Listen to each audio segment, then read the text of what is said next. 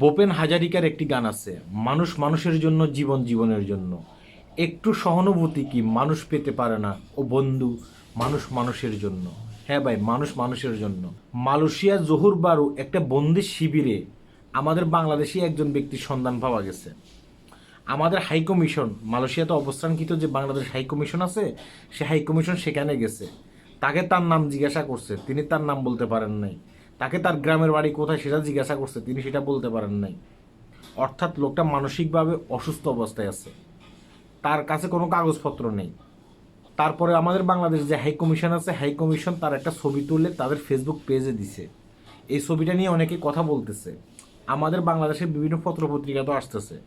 এখানে বলা হচ্ছে যে এই লোকটা অসুস্থর কারণে তার নাম বলতে পারতেছে না, তার গ্রামের বাড়ি বলতে পারতেছে না। আমরা এই ছবিটা ফেসবুক পেজে দিচ্ছি।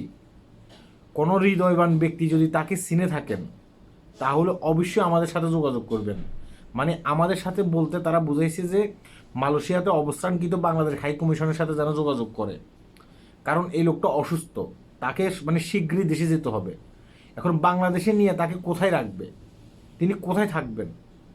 হ্যাঁ, তারও তো একটা চিন্তার বিষয়, তাই না?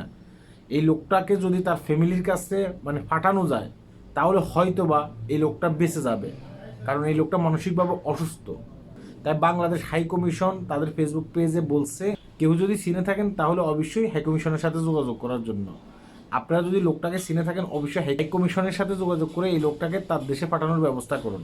হ্যাঁ, আর এই ভিডিওটি শেয়ার করবেন, যেন যারা জানে না তারা এই বিষয়টা জানতে পারে। হয়তো বা এই ভিডিওটি শেয়ারের মাধ্যমে অনেকে এই লোকটাকে চিনতে পারবে। সবাই ভালো থাকবেন, ভিডিওটি শেয়ার করবেন। আল্লাহ হাফেজ।